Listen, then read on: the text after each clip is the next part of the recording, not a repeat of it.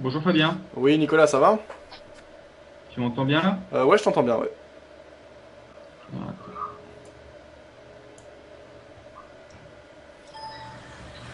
Bonjour Tu, Fabien. Oui, Nicolas, ça va? tu Tu peux, m'entends bien? Ouais, je t'entends bien, ouais. J'enlève l'écho. Donc c'est bon, on est en ligne là Fabien? Tout à fait, ouais. Tout à Donc, fait, ouais. on est en On est en ligne. Alors, il y a ligne. l'écho, pardon. Par contre, il faut que tu coupes le. Allô? Oui, c'est bon là? Voilà, là c'est bon, il n'y a plus d'écho. Donc, ouais, je disais, oui, c'est bon, on est en ligne. Donc, il y a 39 personnes sur le chat. On a. Voilà, je suis en train de l'afficher. Donc, 53 personnes qui suivent l'émission. Mais, donc, voilà. Donc, déjà. J'ai mis en, j'ai mis en place le Partage partage. d'écran, ok. Voilà, tu me dis quand c'est bon pour toi. Alors, séparer. Merde. 2 petites secondes. Euh, Ah oui, voilà, ça faut que je fasse.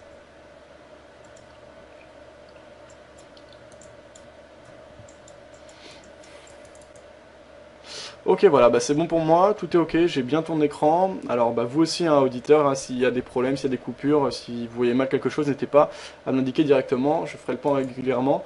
Et puis, bah, si vous avez des questions à Nicolas. Donc, bah, Nicolas, toi, la semaine dernière, on t'avait reçu, tu nous avais indiqué, notamment sur le CAC, un point de vue plutôt haussier. Là, pour l'instant, on a cassé les précédents plus hauts. Donc, dans un premier temps, on a passé une première étape. Comment tu vois les choses à l'heure actuelle, justement, par rapport au CAC pour commencer?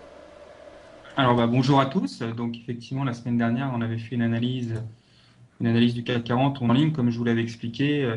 On avait un taux de probabilité de 70% d'aller faire un nouveau plus haut. Donc c'est ce qu'on a fait, bah, d'ailleurs je crois l'après-midi, hein, on s'était parlé, hein, le marché avait déjà commencé à accélérer et nous a gratifié d'un nouveau sommet en début de semaine. Donc je vais mettre, voilà, je remets le marché sur l'unité de temps journalière. Donc voilà. Donc quand on s'était vu, on était en appui ici sur la MM20 journalière et le marché avait cassé sa tendance en ligne par le bas. Ce que je vous expliquais, c'est une technique assez simple, hein, qui consiste à voir un marché en fait casser sa tendance en ligne par le bas et à faire derrière de nouveau un nouveau plus haut. Puisque le marché est dans une certaine inertie face à ce genre de tendance, hein. Il faut soit se mettre de côté et attendre que le marché fasse un nouveau sommet, ou alors attendre vraiment quelque chose de beaucoup plus consistant pour pouvoir prendre une position contre le marché. Mais là, c'était vraiment pas, c'était ce dont je vous avais parlé, c'est-à-dire que c'était pas profitable de se mettre contre cette ligne, hein. C'était vraiment dangereux et au contraire, il fallait plutôt profiter d'un moment où le marché se reposait, ce qui était le cas la semaine dernière, pour reprendre une position acheteuse et chercher de nouveaux Je sais plus ce sommets. que je voulais te dire là, ça fait tellement longtemps. Je t'avais appelé il y a au moins Alors, une heure. donc on a fait un nouveau sommet donc, sur la zone des 34,80. Je sais plus trop Donc ce là que. maintenant, je dirais on a fait une partie du chemin, à savoir que la tendance en ligne a été cassée par le bas et le marché a fait un nouveau Ah oui, plus haut. c'était pour le tag, ouais. Donc, Il faut le laisser en. je vais Non, zoomer un non, petit non, peu. non, il faut le laisser. Tu l'enlèves de On va son passer run, sur du 1 c'est heure. pas compliqué, il prend Voilà. pas le compte. Donc c'était conduit. Donc Ouais, l'impulsion c'est pareil. haussière qui nous a C'est pareil, on extrait, bosse ensemble. c'est Mais, ça, hein, euh, mouvement de mais 130 en points plus, Pro AT, on s'en fout, quoi. jusqu'à la zone 34,80. Et depuis ce sommet, donc à 34,80 en début de semaine, le marché est rentré dans une structure que moi je qualifierais une structure triangulaire, hein, qu'on voit bien ici. Alors, je vais essayer enlever ce truc-là, parce que ça va être moins clair. Un journalier, je vais me remettre là. Voilà. Hop, ça je vais le supprimer. Voilà.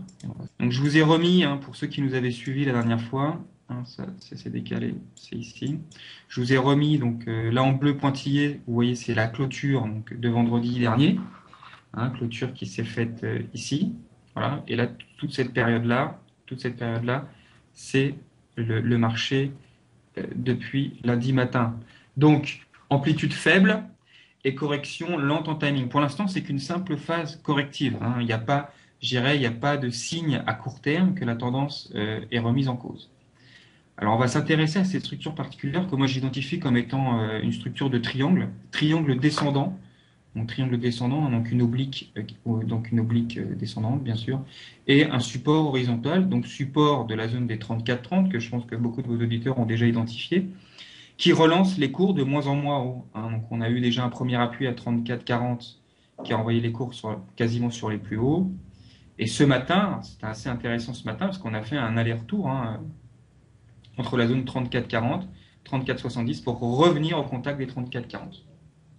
Donc les triangles descendants, statistiquement encore une fois, parce qu'on n'oubliera jamais qu'un trader s'appuie sur des probabilités statistiques et va essayer de se positionner dans le sens où il a une probabilité la plus forte que ça aille. En l'occurrence, les triangles descendants se cassent majoritairement par le bas. Ce qui voudrait dire quoi? Ce qui voudrait dire qu'on devrait être amené à casser aujourd'hui ou demain la zone des 34-40 pour rallier un point plus bas que je vous expliquerai après comment on peut le calculer. Donc, on voit aussi que je vous ai mis en rouge la zone des 34,80 et en vert la zone des 34,25. Alors, à quoi correspondent ces deux niveaux? Pour ceux qui nous avaient vus la semaine dernière, ces deux niveaux correspondent au niveau de R3 et S3 Camarilla. Donc, Camarilla en hebdomadaire. Parce que je vous avais dit que j'utilisais les points Camarilla hebdomadaires ou les points pivots de Camarilla pour déterminer des niveaux de support et des niveaux de résistance. Donc là, on voit que ce système a bien fonctionné puisque ce niveau de résistance et ce niveau de support étaient donnés dès vendredi soir. Et donc, pour ceux qui suivent et qui utilisent les points Camarilla, on avait donc une résistance majeure à 34,80. Donc, résistance qui a parfaitement fonctionné, j'ai envie de dire au point près. Donc ça vient toujours conforter ce que je dis souvent, à savoir que les points Camarilla, c'est vraiment pour moi le système de points, l'équation de points pivot qui fonctionne la mieux aujourd'hui. Alors, que se passe-t-il si on vient à céder 34,40? Là, on reprend en fait la théorie des triangles classiques. Vous avez un triangle d'une hauteur de 40 points, 34,80 moins 34,40, ça fait bien 40 points, c'est ce qu'on va appeler la hauteur. Et on va reporter cette hauteur au niveau de la cassure. D'ailleurs, on voit, regardez, on est quasiment là, en train de revenir dessus, donc on va peut-être avoir une cassure en live, ce qui sera plutôt intéressant. Et donc, techniquement, la cassure des 34,40 devrait donner un objectif à 3400 points, tout simplement. C'est-à-dire qu'on reprend la hauteur du triangle et on la reporte au niveau de la cassure. Donc, 34,40 moins 40 points, ça fait 3400 points. Alors, si on inscrit cet événement qui peut arriver là dans les minutes ou dans l'heure qui vient, qu'est-ce que ça veut dire? Ça veut dire quand même qu'on casserait une figure de continuation par le bas. Je vais reprendre un point là. Et donc, on n'est pas du tout en fait sur une situation favorable pour casser cette figure par le bas. Je m'explique. Là, on vient de faire un nouveau sommet. On a vu qu'on était sorti d'une tendance en ligne par le bas, d'accord? Et on fait un nouveau sommet. Normalement, le marché aura pu continuer sa dynamique et pas s'inscrire 34,80 comme sommet majeur, mais 3005, 3550. Ce n'était pas du tout impossible. Là, par contre, si le marché casse cette structure triangulaire par le bas, à mon avis, je pense que ça doit se traduire comme déjà techniquement, on a un retour à 3400 points, premièrement.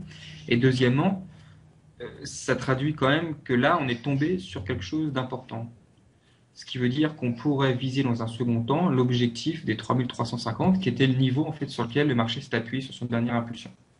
Donc là, on peut, je dirais, autant quand on s'est eu la semaine dernière, j'étais assez favorable à savoir que le marché allait faire de nouveaux sommets, autant là, si on confirme une cassure des 34,40, on peut faire une hypothèse que ces 34,80 soit un sommet important, au moins pour les semaines qui viennent. Ok. Donc, phase d'hésitation, et donc un scénario d'entrée, ce sera en cas de cassure justement de cette partie haute du triangle. Une prise de position à la vente, ce serait contre la tendance de fond, comme tu as dit. Est-ce que toi, ça te dérange pas de prendre des positions contre la tendance? Ça peut t'arriver, ou définitivement Non, ça dépend dans quelle perspective on se passe, qu'on se place. C'est-à-dire que pour un investisseur qui est en swing trading et qui veut monter une position qui veut monter une position vendeuse en swing trading sur 5, sur 1 à 2 semaines, ça peut être un point intéressant d'entrée. Maintenant, les objectifs pour l'instant à court terme, les objectifs baissiers sont pour l'instant assez limités. On parle de 3004, voire d'un retour sur 3350. Dans un premier temps, pour l'instant, c'est beaucoup trop tôt. Il faudra vraiment attendre un appui sur 3350, voir comment le marché se comporte. Déjà, il va déjà falloir y aller. Et après, effectivement, on pourra imaginer une poursuite ou pas du mouvement baissier. Okay. Pour le moment, la perspective dont je parle, c'est vraiment là une perspective, je dirais, des traders, de 1 à 2 journées. C'est-à-dire on peut spéculer. L'idéal, c'est d'attendre quand même que le marché casse 34,40. Hein. Ça ne sert à rien de shorter avant un support pour s'apercevoir que le support est toujours actif. Donc il faudrait vraiment que le marché pète 34,40. De toute façon, c'est un support maintenant qui est bien identifié, je pense, par tous les day traders. Et à partir de là, laisser le marché peut-être descendre sur 34,20 et dans une hypothèse de pullback, reprendre un short sur la zone 34,40 pour 3004. Ouais. Mais pas, ce que je vous disais à la fois, c'est que je vais pas vendre un support ou acheter une résistance. Hein. On va vraiment déjà attendre que le marché confirme la cassure du support ou la cassure de la résistance, attendre la structure de pullback pour après jouer le report technique. Ce que j'appelle le report technique, c'est que si vous avez une figure chartiste qui donne un report de 40 points, comme ça semble être le cas sur le CAC 40, bon, après on a un plan de trade qui est clair. Short 34,40, vous stoppez à 10 points près, donc sur la zone des 34,50 avec un target de 40 points. On est sur un risk reward de 40 points pour 10, donc 4 pour 1, donc c'est tout à fait favorable. Ok. Toi, tu prends jamais des trades directement sur cassure, tu prends uniquement sur phase de pullback? Exactement. Oui, parce que le problème de la cassure, c'est qu'on peut vous retrouver avec des fausses cassures. Je pense que tous les auditeurs qui font du trading quotidiennement ou régulièrement se rendent bien compte qu'il n'est pas du tout aisé de jouer une cassure de résistance ou de support et qu'une fois sur deux, vous allez vous trouver à acheter un point haut ou à vendre un point, à acheter un point haut ou à vendre un point bas. Donc c'est le problème de chercher une cassure au point près. À quel moment, regardez, là si on regarde le marché, on va zoomer sur du 5 minutes par exemple. Regardez. Vous voyez, la zone de 34,40, c'est une zone. À quel moment on va déterminer qu'elle sera cassée? Le marché peut descendre à 36 et revenir après au-dessus de 40 assez rapidement.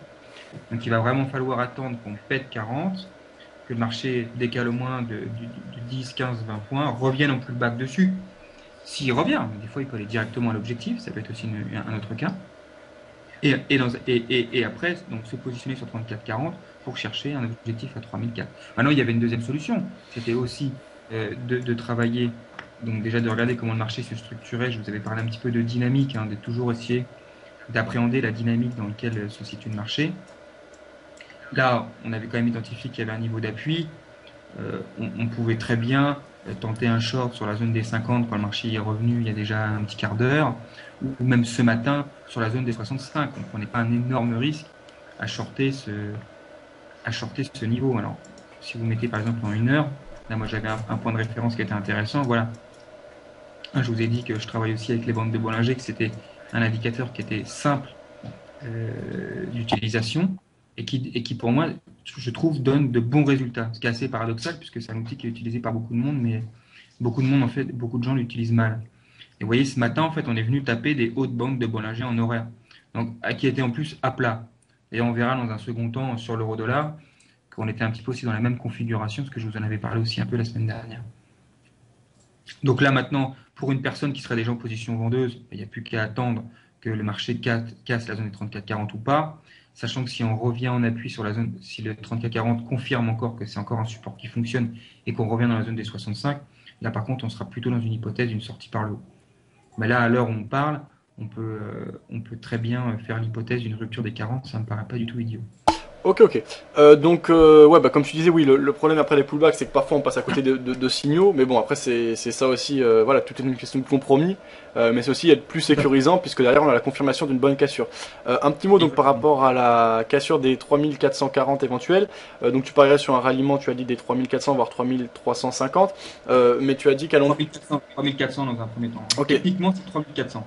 Après, on sera pas loin des 3350, qui a été un gros support, qui est en fait le point de départ de la dernière impulsion.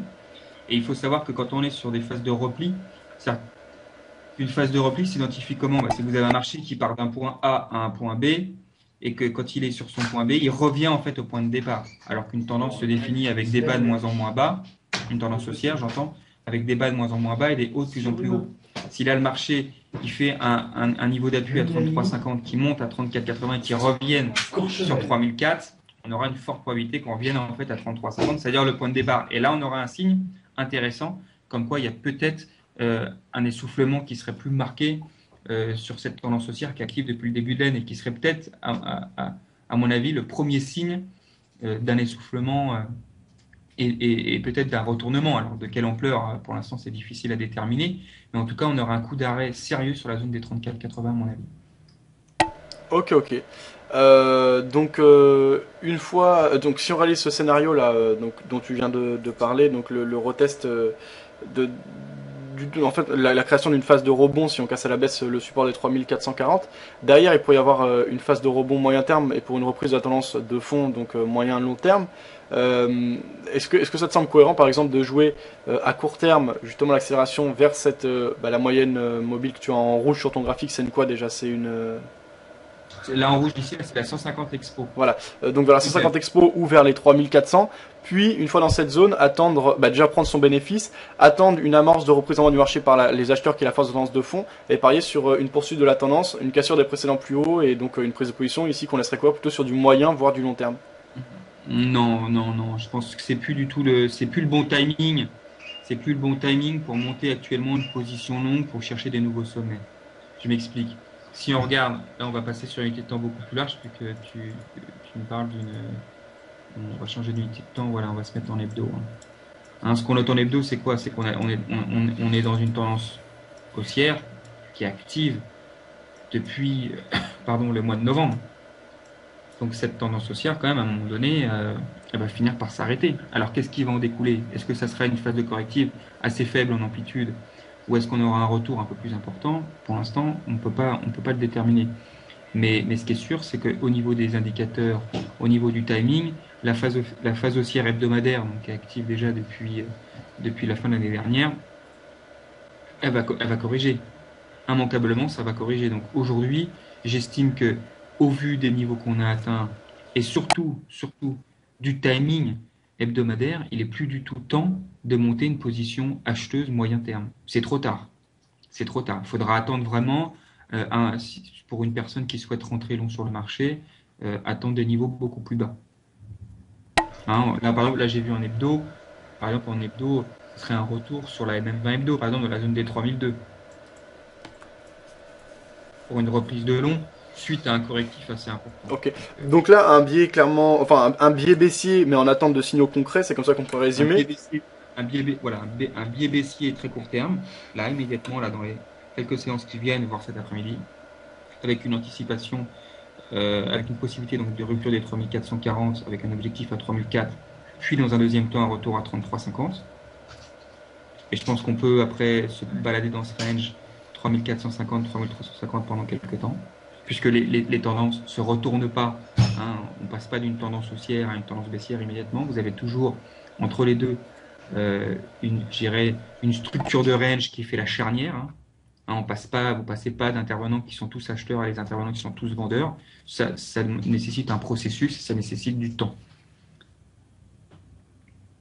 Ok. Voilà. Donc en fait, pour l'instant, tu penses pas qu'on peut poursuivre la hausse, en tout cas c'est pas le scénario que tu privilégies. Tu penses plutôt qu'on peut partir sur une phase de consolidation avant une éventuelle correction. Donc dans l'immédiat, simplement jouer des signaux baissiers, mais à court terme, pas de position à moyen terme, par exemple en prenant une position short et en se protégeant sous les précédents plus hauts qui viennent d'être marqués. Non, ça semble pas cohérent. Si, oui. Mais pour du court terme, mais ce que je veux dire, c'est sur du moyen terme, c'est-à-dire tu parlais de... Voilà. Là, non, mais attention, voilà. En court terme, on peut prendre des positions baissières, des petites positions baissières court terme. Par contre, pas de position long à moyen terme. Mais on peut après tenter sur la zone, surtout sur la zone des 3350, on peut retenter du long. Parce que je pense qu'après, on peut tomber dans un trading range 33,50, 34,50. Donc on peut très bien, sur les 33,50, jouer un long. À mon avis, il y aura un rebond au moins sur la zone. Donc pour des traders, il y a de quoi faire. Mais dans pour l'instant, je pense qu'on ne peut pas monter de position moyen terme, ni à la hausse, ni à la baisse. À la hausse, ça me paraît trop tard. Et à la baisse, ça me paraît encore trop tôt. Ok, très bien. Bah écoute, merci beaucoup. Alors là ce dont on est en train de parler, c'est si on a un contexte fondamental normal. Si derrière il y a des crises et des événements comme ce qu'on a eu en Grèce, etc. qui arrivent, est-ce que tu adoptes un nouveau plan de trading, donc tout en privilégiant uniquement le technique Oui. Est-ce qu'il y a une... Ouais, c'est ce que j'avais dit la semaine dernière. C'est-à-dire que moi, je suis vraiment purement technique. Donc je ne prends pas du tout en compte les événements. D'ailleurs, comment pourrait-on les prendre en compte? Comment peut-on évaluer, par exemple, là, on nous annonce le 29 février que la Banque Centrale Européenne va remettre 500 milliards, le Wall Street Journal parlait de 1000 milliards d'euros sur la table. Comment est-ce qu'on peut pricer? C'est impriçable, on ne peut pas le pricer. les intervenants maintenant, on appelle ça l'année 2012, ils appellent ça l'année du Draghi. Comment est-ce qu'on peut valoriser l'année du Draghi? Comment déterminer quel va être l'impact de ces liquidités massives déversées sur les marchés financiers depuis maintenant la fin de l'année dernière? À quel niveau ça va créer des bulles? Parce que ça va forcément créer des bulles. Parce que ça va créer des bulles sur les matières premières, comment pousser depuis le début de l'année. Donc c'est difficile d'appréhender, je dirais, sur du court terme, des décisions macroéconomiques de la part de banques centrales avec une telle importance. C'est extrêmement difficile. Et c'est, pour moi, il y a beaucoup trop d'aléas pour pouvoir construire des plans de trade. Donc moi, je me base sur le technique, parce que de toute façon, à travers le technique, vous avez les décisions qui sont prises par l'ensemble des intervenants, que ce soit les petits, que ce soit les gros, que ce soit les Européens, les Français ou les investisseurs étrangers. C'est un condensé de toutes ces informations. Donc moi, j'estime qu'il n'y a pas meilleure information que les cours du marché. À partir de là, je travaille sur les cours du marché. Donc là, ce que je vais vous proposer, vous voyez sur mon écran, donc, en plus de l'euro-dollar sur cette partie gauche, ici, je vous ai mis le DAX. Je vous ai mis le DAX, que je vous avais commencé déjà un peu à vous parler de ça la semaine dernière, c'est de vous parler de force et de force relative. Donc là, on est sur un DAX en 15 minutes. Alors, est-ce que je peux juste, on peut faire une parenthèse, parce qu'il y a quelques questions, comme ça on y répond rapidement, et après on passe donc à la force d'un mouvement et la force du marché, donc que tu veux nous présenter. Ok, très bien. Donc, d'une éventuelle divergence baissière sur un momental, alors déjà, est-ce que c'est quelque chose que tu étudies, les divergences, à propos de certains... Oui, bien sûr. Et par contre, ce que je te propose, c'est qu'on parle de l'euro-dollar dans une seconde partie. D'accord. Hein, comme ça, on se focalisera uniquement sur les devises et spécifiquement sur l'euro-dollar. Et peut-être terminer déjà avec les indices actions, au moins celui qui nous intéresse. Et je ne sais pas ce que tu en penses. Ok, très bien. Après, je vous propose une analyse de l'euro-dollar qui faisait déjà un peu suite à ce qu'on avait vu la semaine dernière. Mais peut-être terminer déjà par les indices actions. Ok, très bien, ouais, ça me semble cohérent. Alors, okay. Je finis juste la parenthèse. Ouais, vas-y. Ouais, s'il y a peut-être des questions plus spécifiques à ce qu'on vient déjà de ce dont on vient déjà de parler actuellement, sur les indices actions, même sur les matières premières, mais sur l'euro-dollar, on viendra juste après. Simplement parce que la dernière intervention, il y a la vidéo sur YouTube. Rick, il y avait Rick qui disait qu'il avait des petits problèmes de connexion et qu'il ne suivait pas bien l'émission, et qui disait qu'il aimerait bien que ce soit sur YouTube après. Et donc il dit que la dernière fois ça n'était pas sur YouTube. Et bah, si Rick, la vidéo, l'analyse et l'intervention de Nicolas qui a été faite la semaine dernière est bien sur YouTube, je vais te chercher le lien et je vais te le mettre sur le chat écrit. Alors Luigi qui disait, après si tu veux, en fait d'après mes observations et mes tests, ça va rendre plutôt à du ici. Nicolas, donc toi tu es uniquement analyste, tu n'es pas trader, mais tu l'as été? Oui, bien sûr. C'est-à-dire que moi je suis aujourd'hui analyste, mais bien sûr que j'ai une expérience de trading de plus d'une dizaine d'années derrière moi. D'accord. Et tu pratiquais plutôt du scalping ou de l'intraday, c'est-à-dire du scalping vraiment sur du très court terme? Moi j'étais spécialisé day trader. D'accord, donc c'est pas aussi court que du scalping, c'est ça? Le scalping c'est un petit peu différent. Hein. Le scalping, on va aller chercher quelques pips sur du forex, quelques points sur un indice. Donc et on va passer 50, 60, 100 trades, 150 trades par jour. C'est presque du domaine de la machine, le scalping. Hein. Puis ça se fait aussi beaucoup par carnet d'ordre. On peut le faire aussi avec des graphiques. Donc là, on va plus être sur des graphiques en 1 minute ou tick by tick. Moi, j'étais spécialisé. Ma spécialité, c'est vraiment le day trading sur indice action. C'est là-dessus où vraiment j'ai le plus d'expérience. Même si après j'ai fait un peu de swing, j'ai travaillé aussi sur d'autres produits, j'ai fait aussi beaucoup de devises, de matières premières, mais ma spécialité numéro 1, là d'ailleurs par où je suis arrivé dans le trading, c'est j'irais du trading, je parle pas du petit trading du départ, mais le trading de qualité technique, c'est vraiment sur les indices actions et sur du day trading exclusivement sans aucune pause overnight. C'était vraiment du pur day trading. D'accord, ok. Et est-ce qu'il t'est arrivé de trader via d'autres biais que les marchés classiques, par exemple des produits comme des options ou des contrats à terme de ce type? Oui, bien sûr. Oui, j'ai travaillé aussi un petit peu, j'ai fait un petit peu d'options, mais c'est vrai que je préfère les positions, prendre des positions. Parce que ce qui est intéressant avec les options, sans être moi-même un spécialiste des options, c'est que c'est vrai qu'on peut monter des scénarios, on peut travailler aussi avec tout ce qui touche à la volatilité. Hein, c'est la base. dans les options, c'est vrai que moi, je suis plutôt assez axé directionnel. Ok. Je suis vraiment un trader discrétionnaire, directionnel. Donc mes produits par prédilection, c'est le CFD.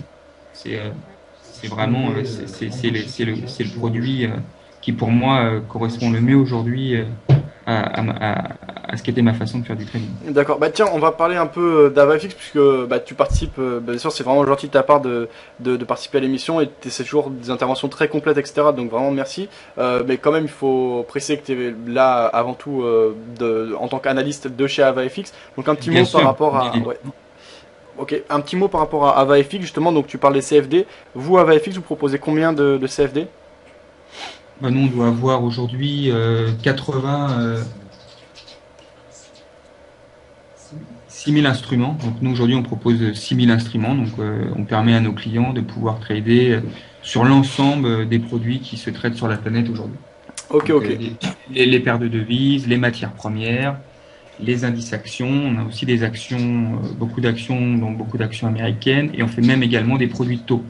Hein, donc on peut aujourd'hui chez AvaFX prendre des positions sur le taux allemand, sur le taux anglais, sur le taux américain. Donc ça c'est aussi intéressant dans une perspective de vouloir monter des stratégies où vous mettez long sur par exemple vous avez de l'appétence au risque, vous pouvez vous mettre long action, vendeur de taux ou inversement. Enfin, on peut monter tout un ensemble de stratégies avec nos produits. C'est un peu l'intérêt. On peut par exemple se positionner sur deux, trois actions en stock picking, mais par contre être vendeur de l'indice global, vous voyez, et jouer des écarts de performance entre des actions et donc un indice qui lui reflèterait, donc serait en décalage par rapport à telle ou telle, à l'évolution de telle ou telle action au sein du panier. Ok, ok, ok. Un dernier mot là par rapport aux options. Donc toi, quand tu jouais, c'était des options de quel type? Parce il existe pas mal de types d'options. Tu disais que tu fais surtout du directionnel. Tu te servais de quel type d'option? On n'a pas d'option, on n'a pas d'option à proposer à nos clients, même si on risque d'y venir prochainement. Donc pour l'instant, nous, nos clients, nos produits, c'est le CFD. Et d'ailleurs, on pense que par rapport justement à tous ces nouveaux types d'options qui peuvent être développés, qu'on a vu, dont on voit l'émergence depuis quelques années, on pense que c'est des produits qui ne sont pas du tout adaptés à des personnes qui veulent faire du trading de qualité sur le long terme. Hein, nous, on estime vraiment que le CFD aujourd'hui, c'est vraiment le meilleur produit en termes de rapport qualité-prix pour un trader. Que ce soit un petit trader, c'est-à-dire quand j'entends un petit trader, hein, il y a un péjoratif, j'entends un trader avec un petit capital ou un trader avec des capitaux beaucoup plus conséquents. Donc c'est vraiment un produit qui est très fin, donc que vous pouvez adapter à la taille de votre portefeuille. Et ça, c'est pas le cas dans la plupart des autres instruments qu'on a aujourd'hui sur la place. C'est-à-dire que quand vous avez soit des marchés gros, où tout de suite ils font une taille conséquente, ou alors après vous avez, même sur des options, il y a des montants quand même minimaux, minimal, pardon, ou alors on va se retrouver avec des produits qui sont pas fins. Je m'explique. Je prends une position CFD, je prends une position, mettons 4 maintenant à 37,5, je peux me mettre un stop à 45. Vous voyez ce que je veux dire? J'ai une finesse de 5-6 points. On peut descendre encore plus bas. Ça, c'est ce que j'appelle un produit fin. C'est-à-dire que je peux intervenir à un point précis avec quelques points de stop. Quand vous, par exemple, vous prenez une option, il n'y a pas de stop. Vous ne mettez pas de stop. Vous prenez une option et puis vous vous trompez et tout de suite, vous êtes sur une perte de 15, 20, 25%. L'intérêt du CFD, c'est qu'on peut faire une gestion du risque. Et je ne sais pas si vous vous souvenez, mais on avait parlé la semaine dernière un petit peu des notions de risque. Et je vous avais dit que ce qui était central pour un des traders, c'était vraiment la gestion du risque. Avec les CFD, on peut faire une gestion du risque au point le point. Et ça, c'est important. Ce qui n'est pas le cas, par exemple, avec des options où quand on fait une erreur, tout de suite, c'est une perte de 10, 15, 20%, 25%, c'est beaucoup plus conséquent. Ok. Donc, Ouais. si vous voulez qu'on reparle un petit peu là de la force relative, j'avais commencé à vous en parler la semaine dernière et je trouvais que c'était vraiment quelque chose qui est assez pertinent, surtout quand il y a des beaux écarts comme c'est le cas aujourd'hui. Je vous avais parlé donc pour les traders du CAC 40, en permanence suivre l'évolution du DAX. Et c'était assez intéressant de voir en fait que suivant les jours, on avait le DAX ou le CAC qui était plus haut que le CAC 40 et inversement. Donc aujourd'hui, et c'est assez rare pour le noter, c'est le CAC 40 qui est le plus fort. Alors je m'explique, je vais vous mettre, on va mettre ça un peu de côté. On va les agrandir un peu pour bien les comparer. Voilà. Donc là, on est sur un DAX, 15 minutes à gauche, et sur le CAC 40, 15 minutes à droite. Alors, regardez ce qui s'est passé. C'est assez intéressant. Donc, là, on voit pardon, ce mouvement, cette phase ici sur le DAX, et on la voit bien ici sur le CAC 40. Alors déjà, première chose, vous voyez que autant sur le CAC 40, nous, on avait préservé le niveau des 34,40, autant sur le DAX, donc l'équivalent des 34,40 sur le CAC, ce serait la zone des 68,20, 68,30 sur le DAX, elle avait déjà cédé. Et ça, c'est très intéressant. Derrière, qu'est-ce qui s'est passé suite à cette ligne baissière? Parce que c'est ça s'appelle une ligne baissière. Hein. Regardez qu'est-ce qu'a fait le DAX. Le DAX, il a fait une structure corrective, donc une figure de continuation en triangle symétrique. Donc on peut zoomer un peu, si vous voulez, symétrique de continuation baissière. On voit bien les vagues. Donc on a une première vague, vague 1, vague 2, vague 3. Donc il est quasiment en 3 vagues, hein, et derrière, hop, ça recasse et on refait une phase baissière. Et on va nettement plus bas que le bas précédent. Maintenant, regardons ce qui s'est passé sur le CAC 40 pendant la même période. Cette structure corrective type triangle symétrique, donc je vais vous la matérialiser un peu pour ceux qui ne la voient pas. Donc, ce serait comme ça. Hein. Voilà, ça c'est. Voilà. Quand vous avez quelque chose comme ça, suite à une ligne baissière, pour cette pente était complètement différente. On est monté beaucoup plus haut. D'ailleurs, on peut s'aider après d'un ratio Fibonacci pour voir la force en fait du retour du marché. Donc on voit qu'on est revenu retracer 50% de la baisse du matin. Alors que sur le DAX, on a dû revenir, à mon avis, à vue de nez, si on a dû faire entre 23,6 et 38,2. On va regarder. Voilà, hop, vous voyez, 23,6. Voilà, on est revenu retracer, vous voyez, en pointillé vert, c'est le retracement 23,6%. Donc ça traduit quoi? Ça traduisait que le DAX était beaucoup plus faible que le CAC 40. Et donc si vous aviez dû choisir entre le DAX ou le CAC pour faire un short, il valait bien mieux shorter le DAX. Parce que lui, comme il est faible, vous voyez bien que quand dans la phase de correction, le CAC 40, il est beaucoup plus violent. Lui, le DAX, il est complètement mort, il est complètement à plat. Et dès que la phase baissière reprend, ce qui est le cas là maintenant, depuis qu'on est en ligne, bah regardez le marché, mais on vient juste de casser, là ça y est, les 34,40 sont en train de céder là. On vient juste de céder, les 34,40 viennent juste de céder, alors que sur le DAX, on est nettement plus bas, Donc voilà l'intérêt, l'utilisation qu'on peut faire de la force relative. Et ça, il faut le faire tous les jours, et j'irai faire un point le midi. Hein, parce qu'on fait le point le matin entre 8 et 9, savoir déjà lequel est le plus fort pour la matinée, et on refait un point le midi, mais en règle générale, la force qui est déterminée le matin, c'est rare qu'elle change sur une journée. C'est souvent la même chose pour toute la journée. Donc par contre, il sera intéressant de suivre demain, mais comme vous avez une alternance, parce que c'est jamais toujours le même qui est fort ou le même qui est faible, il est possible. Alors, par quoi déterminer en fait cette force Par une observation basique des graphiques. Hein, moi, j'ai coutume de dire, plus c'est simple, plus c'est efficace. Hein, vous regardez, vous comparez, vous mettez les deux graphiques côte à côte, comme je viens de faire à l'instant, puis vous regardez. Alors, vous pouvez vous aider d'un repère. Hein. Bon, là, je l'ai mis en 5 minutes, mais on va le mettre par exemple en 30 minutes. Regardez en 30 minutes, ce que je l'avais noté. En 30 minutes, ça va se voir tout de suite. Alors, regardez en 30 minutes. Donc, en 30 minutes en rouge, hein, pour ceux qui n'étaient pas là la semaine, la moyenne mobile Expo 150, elle s'était déjà mise à plat, prêt à se retourner. Hein. Le marché était déjà passé dessous. Alors que nous, on était uniquement, en fait, on était en train de s'appuyer dessus. Donc, on voit bien qu'on n'est pas du tout, en fait, à la même hauteur, au même niveau, en fait, sur les deux marchés. D'ailleurs, la phase corrective, si on regarde la phase corrective sur son ensemble, là, depuis le sommet, regardez, si on regarde, vous voyez, si on regarde en ligne haussière pour faire le nouveau sommet, si je mets le CAC 40 en 1 heure, vous voyez la différence, c'est flagrant. Vous voyez, on voit bien que le DAX, lui, fait un correctif beaucoup plus fort en termes d'amplitude.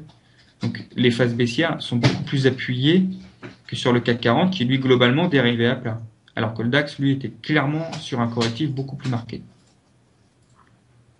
Ok. Et donc c'est dû à quoi, je veux dire, au niveau des ordres, etc. En fait, c'est quoi? C'est parce qu'il y a un marché ce jour-là qui Vous avez un marché qui est plus vendeur, vous avez un marché qui est plus vendeur, vous avez un marché qui est plus acheteur.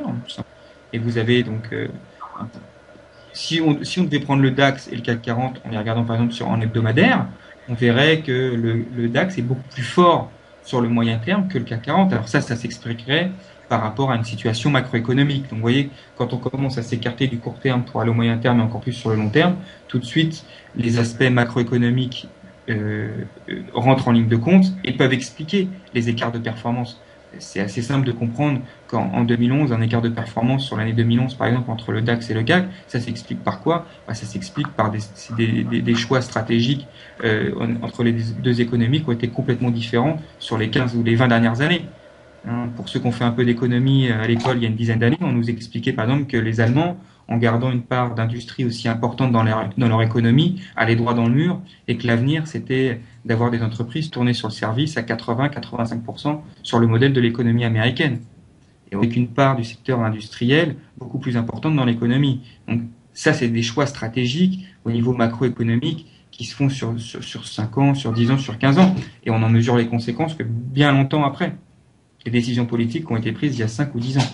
Donc ça peut expliquer les écarts de performance sur les indices sur du moyen terme. Mais à très court terme, vous avez une pression acheteuse, vous avez une pression vendeuse qui est plus forte sur un indice ou sur un autre. Là, vous voyez, on le voit clairement. Là, la phase baissière qui est en train de s'effectuer sur l'horaire, elle est nettement plus marquée sur le DAX que sur le CAC. Donc d'ailleurs, sur le DAX, en se remettant sur le 15 minutes, on peut faire un report en flag. C'est-à-dire qu'on peut reporter la phase baissière, la première phase baissière de ce matin, on peut reporter la hauteur pour avoir un objectif de cette phase baissière. Donc, vous prenez la hauteur de la phase baissière du matin sur le DAX, vous la reportez sur le plus haut du correctif. Donc, elle était à 68,30 et ça donne un objectif à 62,30. Voilà. Donc, si vous aviez été vendeur dans 67,30. Ok. Alors justement, on est en train de réaliser le scénario que tu évoquais tout à l'heure, c'est-à-dire la cassure des 1.3440 sur... pardon, des 3440 sur le CAC 40. Donc pour l'instant, ça se passe bien, on a une belle accélération. Ça s'est fait en partie à cause de l'ouverture des marchés US, a priori. Donc là, toi, qu'est-ce que tu attendrais là? Tu attendrais justement un pullback, donc un retour vers les 3440 pour prendre une éventuelle position? Oui. Ah bah oui, si vous n'êtes pas déjà en position, c'est-à-dire si vous n'avez pas pris une position dans la structure de triangulaire un petit peu tard, de rentrer maintenant immédiatement à 34,30. Il va falloir attendre. Donc moi j'avais identifié avec mes points Camarilla une zone support intraday à 34,25. Donc on peut avoir un marché qui revienne dans la zone, là il est sur 30, on n'est plus très loin des 25, alors il peut s'arrêter à 30, il peut aller gentiment sur 25. Si après il fait un pullback et qu'il revient sur 40, là il sera temps de prendre une position vendeuse. Mais entre les deux, c'est trop tard. Donc soit le marché va directement à l'objectif et là on va descendre tranquillement sur 3004, soit le marché va revenir en pullback sur la zone des 34,40 et là on pourra monter une position vendeuse. Okay. Avec un stop relativement serré, hein. Comme je vous l'expliquais, un stop de 10 points avec un objectif à 3004. D'accord, ok.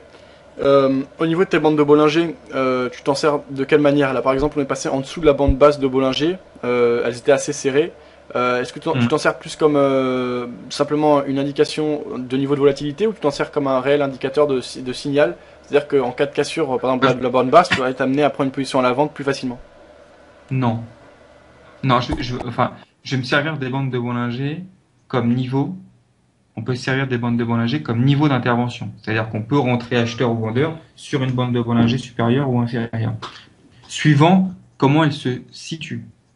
C'est-à-dire que si vous avez, ce que vous avez déjà expliqué, si vous avez une bande de Bollinger qui est horizontale, en support ou en résistance, on peut s'en servir comme un point d'entrée, à l'achat ou à la vente. Si vous avez une bande de Bollinger qui est en opposition à l'évolution des cours, j'ai une bande de Bollinger par exemple qui est ça avait été le cas, ça permettra de faire une bascule sur l'euro-dollar. C'était le cas par exemple sur l'euro-dollar, c'était ce que je vous avais dit la semaine dernière. On avait des cours qui descendaient comme ça, baissiers sur une bande de Bollinger montante. Bande de Bollinger qui avait pu été touchée depuis le plus bas du début d'année. Là, vous aviez une probabilité assez forte que le marché rebondisse sur ce niveau. D'ailleurs, ce que je vous avais proposé la semaine dernière, c'était plutôt à vue de nez, j'irais comme ça, vous m'avez dit quelle stratégie serait pour vous la meilleure sur l'euro-dollar. Je vous avais répondu, c'est l'intérêt aussi d'avoir des vidéos, on peut revenir dessus après. C'était de faire d'un trading range. Je vous avais dit, à mon avis, l'hypothèse On avait des bandes de Bollinger qui étaient globalement à plat en haut et qui étaient en train de se mettre à plat en bas. Hein, on s'était vu ce jour-là, le jour de l'appui. C'était de viser une structure de trading range.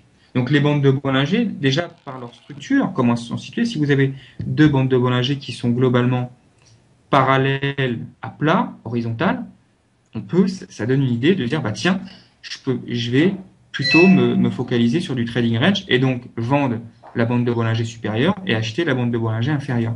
Quand elles se mettent en dynamique, c'est différent. Là, par exemple, sur ce coup-ci, on a des bandes de Bollinger qui descendaient. D'ailleurs, vous voyez quand même qu'elles se sont déjà retournées un petit peu avant de les toucher. Donc ça, c'est aussi une petite différence, mais ça a son détail. Mais là-dessus, il n'y a rien à faire. Parce que quand vous avez les cours qui sont en tendance haussière ou en tendance baissière et je dirais, qui poussent la bande de Bollinger supérieure ou inférieure au fur et à mesure qu'ils montent ou ce serait pareil par le bas, hein. Là, il n'y a pas grand-chose à faire, hein. C'est une indication qu'il y a une tendance qui est en place, qui a une tendance assez forte puisqu'elle est en train de pousser la bande de Bollinger supérieure, mais ça n'apporte pas plus que ça d'informations. Maintenant, il y a une chose spécifique, et on le voit d'ailleurs ici et ici, c'est que si vous avez un chandelier japonais dont le corps, je parle du corps, hein, entendons-nous bien, le corps du chandelier japonais est entièrement en dehors des bandes de Bollinger, ça c'est un signal de surachat ou de survente. Alors ça ne veut pas dire que vous êtes sur le point de retournement où toute la tendance va se retourner, mais ça veut dire que le marché va au moins avoir besoin d'une phase de latéralisation, voire d'un petit correctif pour reprendre un petit peu de souffle, reprendre de l'espace, donc en fait tendre à revenir vers sa MM20, hein, on l'a vu ici, on le voit aussi ici. Vous voyez, le marché reprend un peu de force, revient sur sa zone moyenne pour après, et derrière, refait un nouveau plus bas. Et c'est ce qu'il fait aussi ici. Donc ça, c'est des structures aussi assez facilement identifiables. Ah, là, on est peut-être en... Et là, c'est pareil aussi. Vous voyez, là, on a un chandelier qui est complètement à l'extérieur des bandes de Bollinger. Alors, vous voyez, ça ne veut pas dire que c'est le plus bas. Le marché va faire des nouveaux plus bas derrière, mais ça peut être un point de départ d'un correctif. Alors, c'est pareil, c'est jamais vrai à 100%, mais statistiquement, ça fonctionne bien. Vous voyez là, regardez, on parlait de bande de Bollinger à plat, n'empêche pas le marché d'aller casser directement la zone de bande de Bollinger à plat et continuer à baisser. Donc, il n'y a pas de certitude, mais vous avez des probabilités assez fortes que le marché bloque. Là, ici, vous voyez, par exemple, il bloque pas du tout. Donc là, on est vraiment dans un cas assez rare. Ok. Et donc dans le contexte actuel là, donc tu interpréterais la cassure des précédents plus hauts de la journée pour l'instant comme invalide et au contraire la figure que l'on a, tu interpréterais ça plutôt comme favorable à un rebond et donc à une évolution en range et pourquoi pas un retour vers les supports, le support horizontal sur l'euro-dollar. Ouais, sur l'euro-dollar. Ah bah pour moi l'euro-dollar c'est un trading range, hein. Clairement là moi le niveau qui a été donné aujourd'hui, hein, on est revenu chercher le précédent sommet, hein, la zone des 1,33, 1,33,20, 33,30, avec en plus la bande de Bollinger à plat. Là, pour moi, clairement, il y avait un signal de vente en or massif. Ça, pour moi, c'est un signal de vente en or massif. Malgré qu'on est, malgré qu'on soit passé au-dessus des précédents plus hauts, pour toi, c'est pas important de prendre un seuil précis. Pour toi, c'est que du bruit. Voilà, il faut plus considérer ça comme une zone.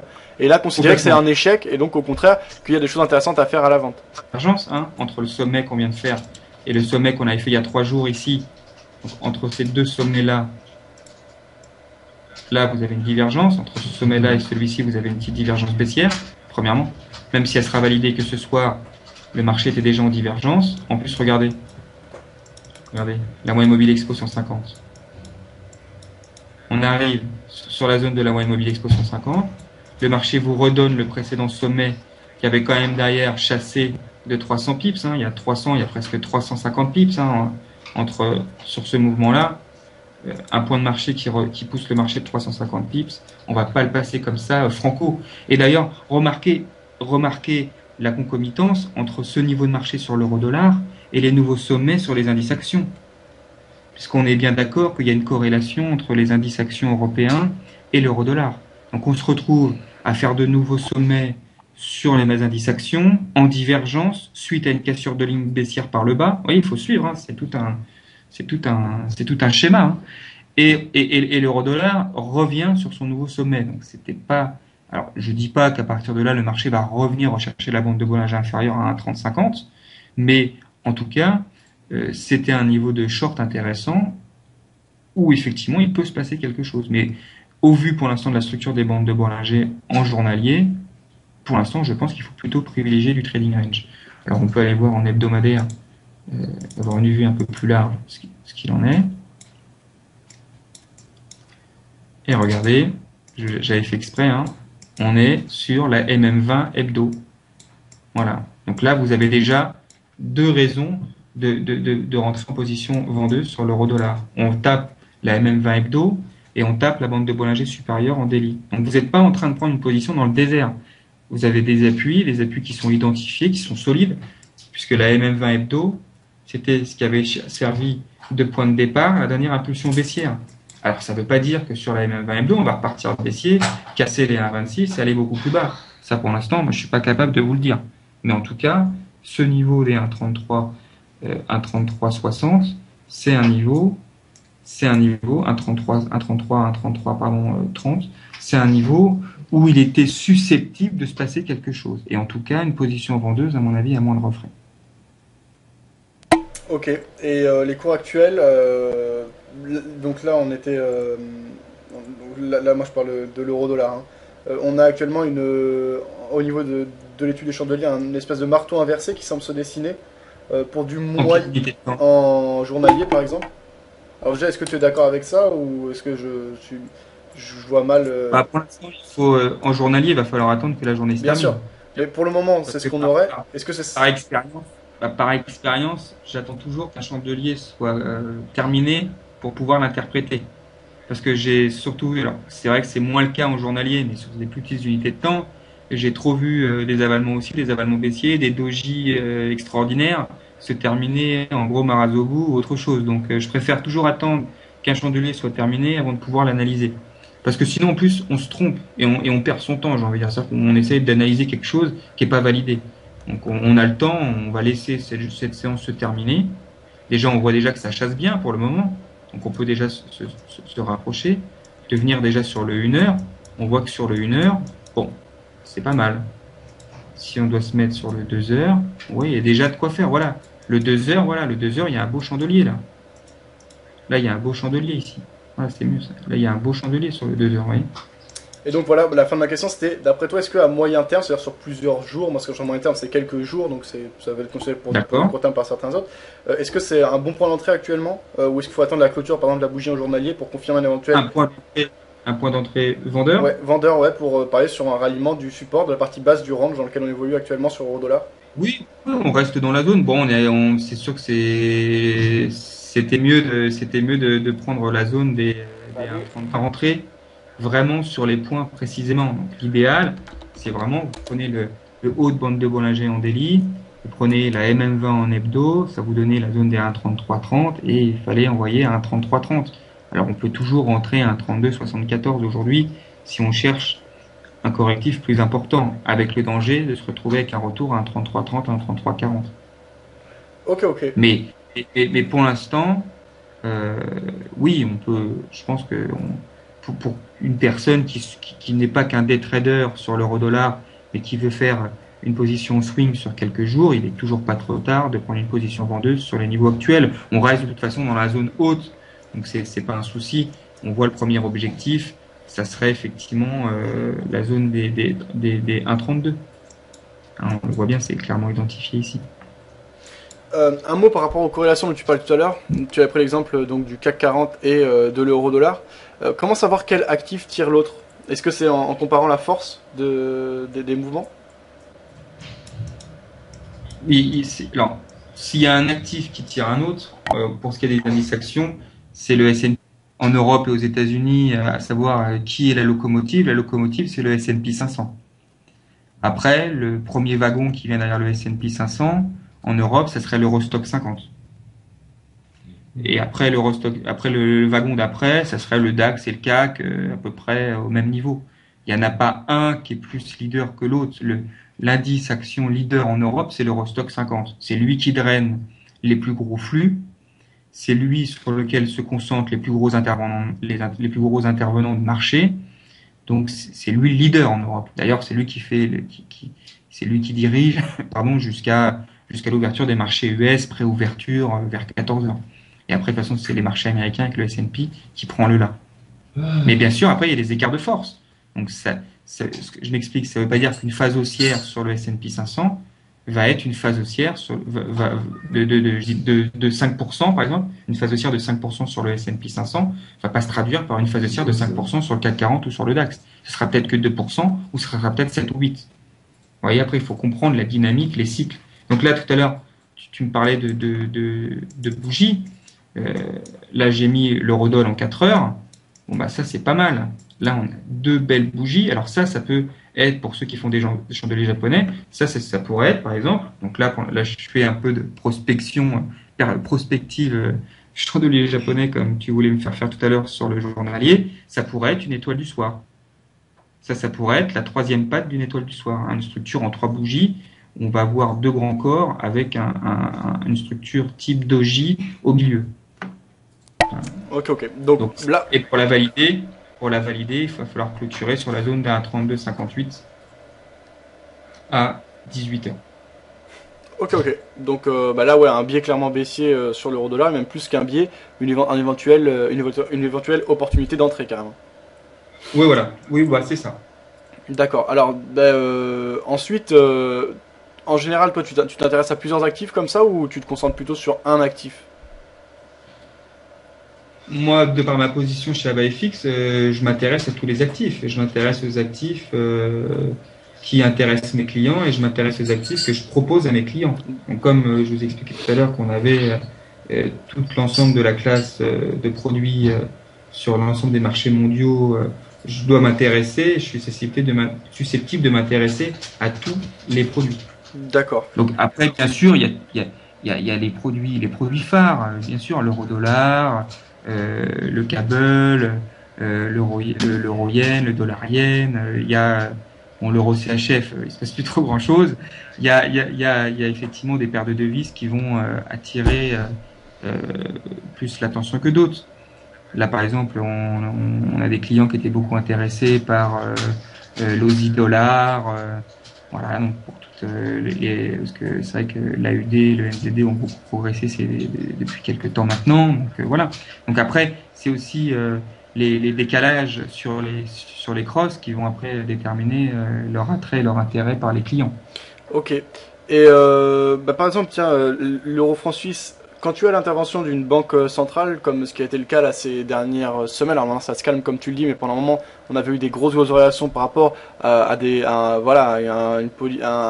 une décision politique très importante de la Banque nationale suisse de maintenir donc le franc suisse à 1,20. Dans ce cas-là, c'est quand même purement fondamental. Est-ce que dans ce contexte, on peut se contenter uniquement du technique ou est-ce qu'on doit quand même un minimum se tenir informé du fondamental et notamment la décision avec les oreilles fermées.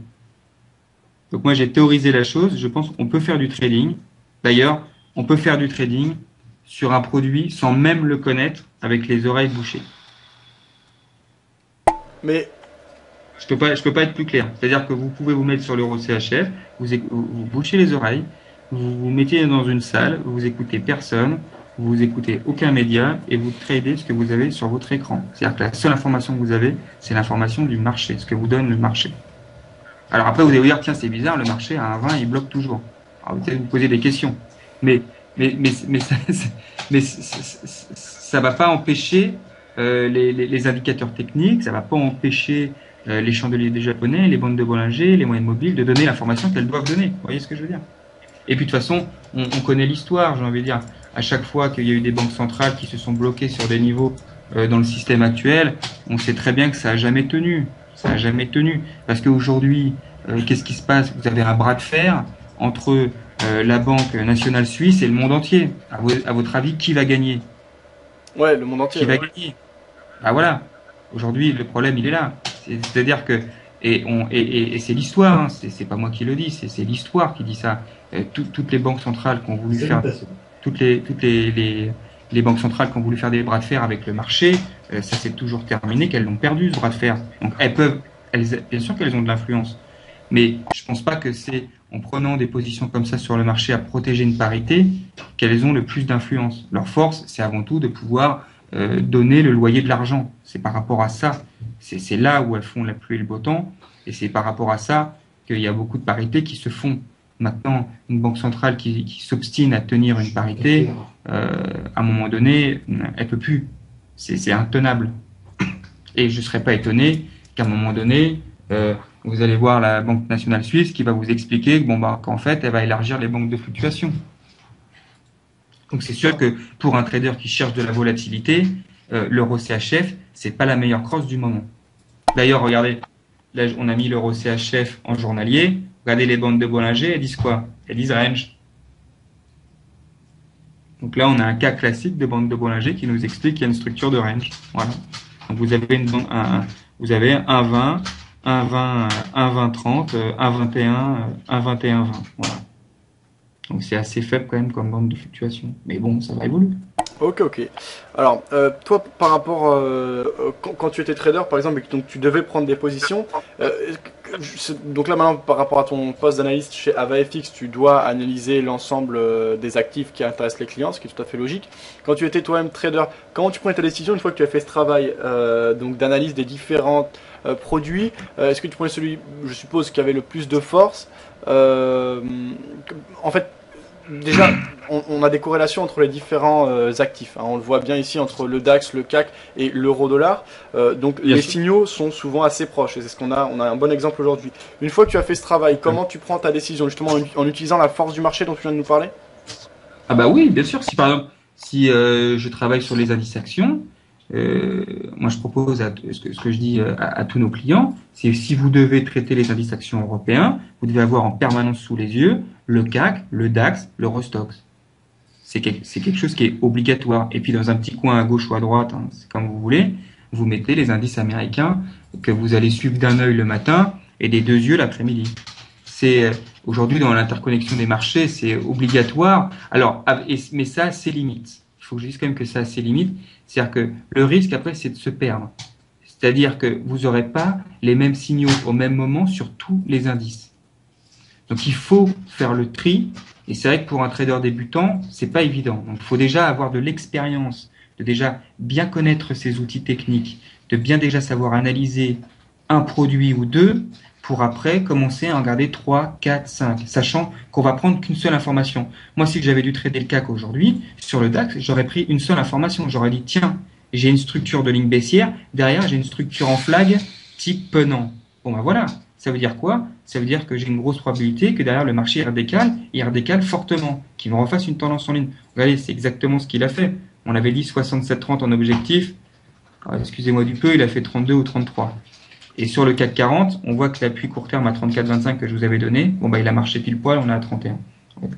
Donc ça, donc après, par rapport à ce que j'ai revu sur le DAX, j'aurais pu prendre une position, je dirais, plus serein sur le CAC à 34,50, vous voyez, en me disant effectivement que de toute façon, le faible, lui, il était déjà dans une structure très très baissière. Donc ça me permettait aussi, d'anticiper une cassure des 34,40 par exemple sur le CAC, en se disant, c'est vrai que le CAC 40, il tient encore ses 34,40. Par contre, le DAX, lui, il a déjà tout pété. Et en plus, il est dans une structure de continuation baissière. Ce qui veut dire que j'ai une forte probabilité que derrière, ça continue à baisser. Donc, si on continue à baisser sur le DAX, ça veut dire que sur le CAC, lui, les 34,40, il va les céder. Et si on cède 34,40, on a dit quoi? Qu'il y avait un report technique à 3004. Vous voyez, en fait, comment c'est un jeu de poupée russe un petit peu. Si j'ai c'est comme pour ceux qui font un peu de programmation sur des plateformes de trading, c'est un peu le principe. Si vous mettez des conditions, si j'ai la condition A qui conditionne bien la condition B, ben après je peux avoir C et ainsi de suite. C'est cette façon un peu programmatique que j'ai toujours eu. C'est plus intéressant donc de choisir un actif précis et de le trader ou de diversifier son risque, sachant qu'en fait on a des corrélations, donc la meilleure chose à faire, est-ce que c'est pas de se concentrer sur un seul actif au moment de la prise de position? Oui, je suis d'accord avec vous. Moi, je conseille surtout pour un trader débutant, c'est vraiment, faut se concentrer sur un seul actif. Faut se concentrer sur un seul actif parce que il faut connaître son actif. Parce qu'après, chaque actif a des petites spécificités, des heures d'ouverture différentes, des heures de fermeture différentes, des prix de compense, des cours des prix de compensation différents, enfin, pas des prix, mais des heures de compensation différentes. Donc, ça déjà, il faut connaître les spécificités, les caractères techniques du contrat qu'on traite. Première chose. Deuxième chose, après, il faut maîtriser les outils techniques qu'on utilise. Donc, il faut après pas commencer à se perdre déjà, à essayer de comprendre comment évolue le DAX, le CAC ou l'euro-dollar. Non, on va déjà se concentrer sur un seul produit. Donc, vous prenez le CAC, le DAX, l'euro-dollar, ce que vous voulez, l'euro CHF, et vous vous concentrez uniquement dessus. Déjà pour vous familiariser avec vos outils techniques. Et dans un troisième temps, après, on peut commencer à mettre déjà différents d'autres sous-jacents à côté qui évoluent en fonction ou parallèlement à l'outil qui vous intéresse. Donc, si je prends par exemple, vous êtes intéressé par le CAC 40, et ben après, dans un troisième temps, vous allez vous mettre le DAX et l'Eurostoxx à côté, voyez, pour mesurer après les histoires de force relative, regarder les évolutions et des fois vous aider à appréhender l'évolution de votre produit par rapport aux autres.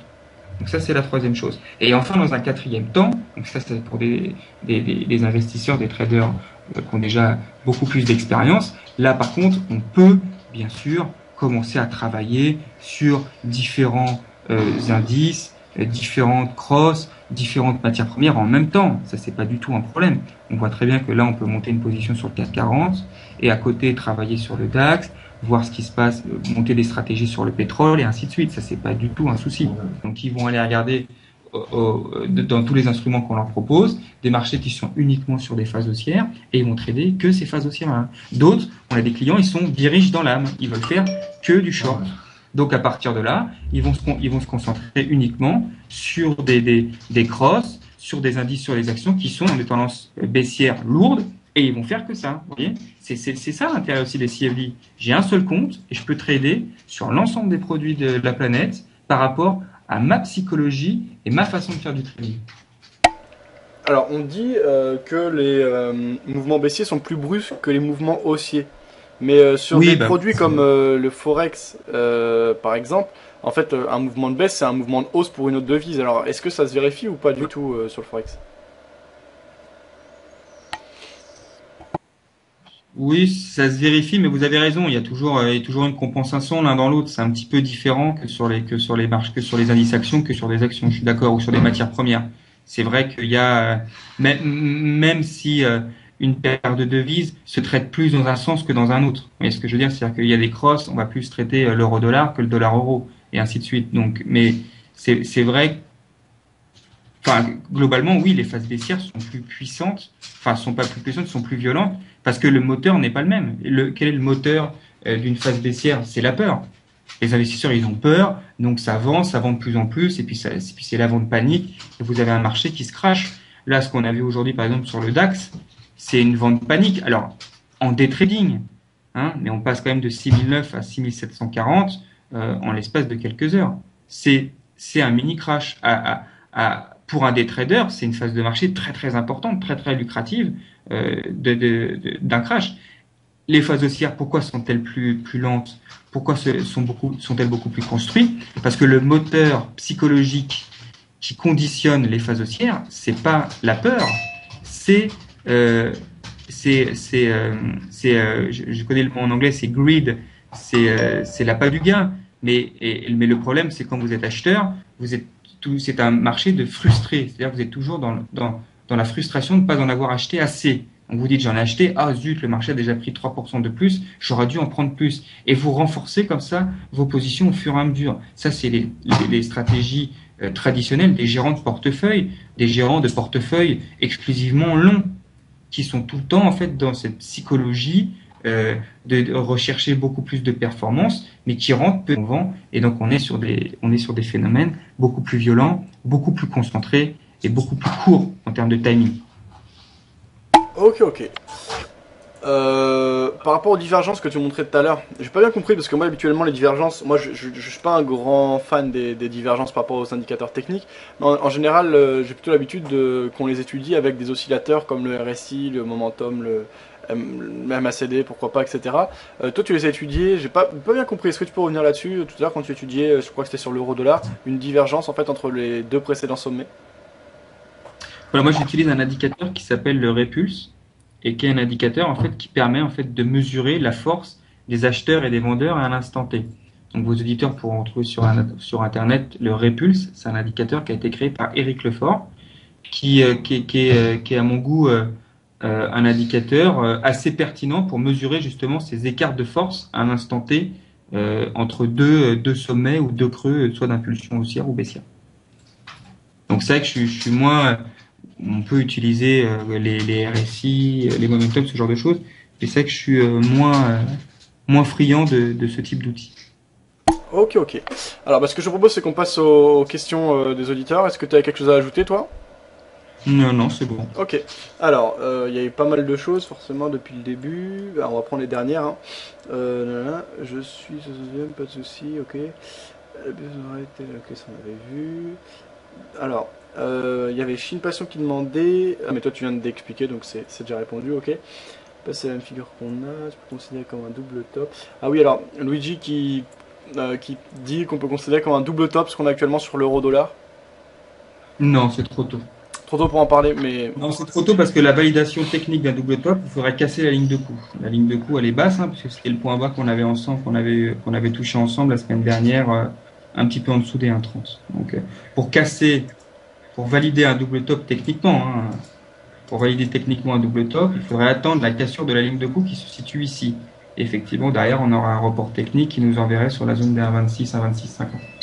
Et là, actuellement, pour l'instant, c'est beaucoup trop tôt. Alors, ça peut être un pari, j'ai envie de dire. On peut très bien se dire qu'on est en haut d'un double top et effectivement de prendre une position vendeuse. De toute façon, dans tous les cas, vous n'étiez pas trop dans l'erreur parce qu'il y a la présence des bandes de Bollinger supérieures qui sont globalement à plat Exceptionnel. et la MM20 hebdo aussi. Donc, de toute façon, vous êtes, et puis il y a la MM Expo 150 qui est assez proche également. Donc, de toute façon, on est sur un niveau où, à mon avis, il va y avoir un blocage. Alors, de là à dire que ça va nous renvoyer euh, que c'est le sommet d'un double top, pour l'instant, c'est un peu trop tôt pour le dire. Et techniquement, il faudra vraiment attendre la 29,50 pour dire effectivement j'ai un double top et là on aura un report technique à 26,50. Mais là pour l'instant c'est trop tôt. On peut avoir, ça peut être qu'un petit point correctif. Le marché peut faire 2-3 jours de range et revenir après un peu plus haut. ok. Alors, Même si globalement, je pense que là, si on doit choisir pour l'instant, si on ne sait pas trop quoi faire sur l'euro-dollar, je pense qu'on est plutôt sur une zone de short avec un premier objectif, c'est au moins la MM20 journalière, donc qui se situe ici là, vers la zone des 1,33, 1,31, 1,31,80, 1,32. Hein, ce que je vous avais donné tout à l'heure comme premier objectif, c'est la zone des 1,32.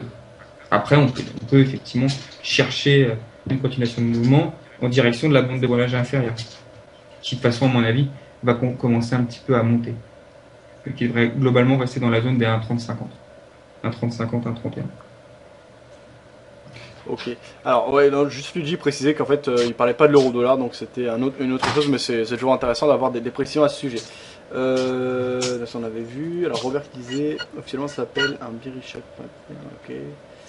Un petit mot, tiens, parce que je vois pas mal de monde trader avec ça en ce moment. Les patterns, et notamment les harmonic patterns, est-ce que ça te dit quelque chose? Est-ce que c'est utilisé? Est-ce que toi c'est quelque chose que tu as déjà utilisé? Alors, effectivement, j'en ai entendu parler, j'ai regardé un petit peu ce que c'était, mais personnellement, j'ai pas de recul par rapport à cette chose, par rapport à cet outil pour vraiment vous donner plus de choses, plus d'informations que ce qu'on peut trouver un peu partout dessus. Ok, ok. Mais n'ayant moi-même pas de recul par rapport à cet outil, je ne me permets pas de parler d'outils que j'ai pas à un moment donné testé et utilisé. Ok, bien sûr. Alors, notre avantage contre les artistes. Ça y est, je l'ai coupé à 30 pips de gain. C'est quoi la différence pour toi entre vraiment ce qu'on appelle des chartistes, donc de l'analyse chartisme et de l'analyse technique? C'est quoi? C'est l'utilisation d'indicateurs techniques dans le cadre de l'analyse technique, et le chartiste c'est l'étude des prix et des chandeliers Du directement? graphique, ouais, du chart, du graphique, ouais, bien sûr, ouais, oui, oui.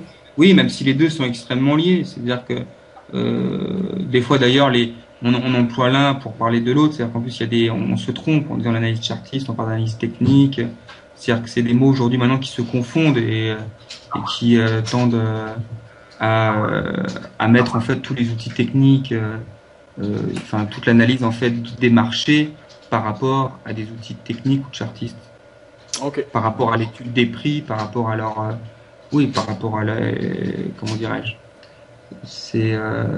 enfin, c'est deux mots qui se confondent aujourd'hui, même si le chart, c'est les cours, donc c'est de pouvoir, quand on parle par exemple de figure chartiste, un triangle, c'est une figure chartiste, une épaule tête épaule, c'est une figure chartiste. Donc après, il y a plus une étude, je dirais, qui est plus sur du graphique, et l'autre qui serait plus effectivement sur des indicateurs techniques par rapport à des stochastiques, des momentum, ce genre de choses.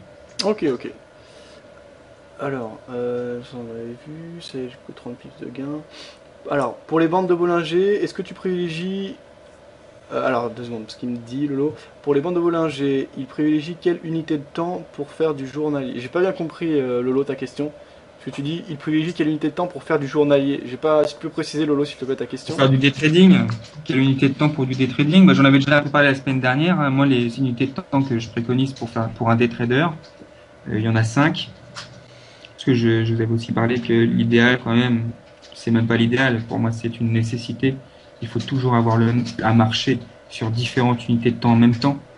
C'est-à-dire ne pas avoir un graphique de l'euro-dollar où on va basculer après avec son onglet sur les différentes unités de temps, mais vraiment avoir sous les yeux au moins 3 unités de temps différentes du même indice, enfin ou de la même cross sous les yeux.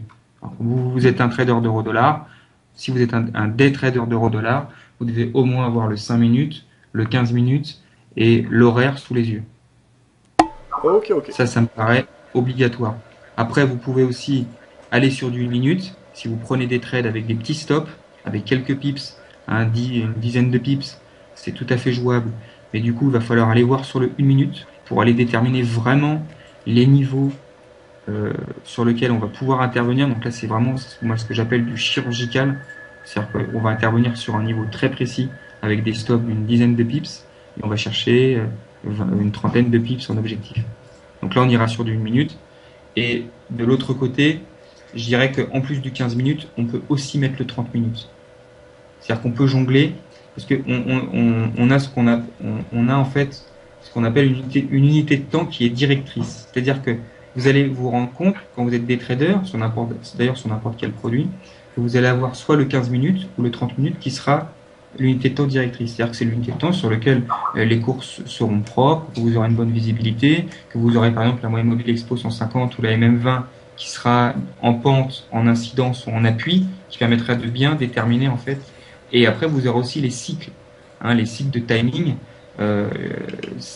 Des fois, c'est l'unité de temps 15 minutes, des fois, c'est l'unité de temps 30 minutes.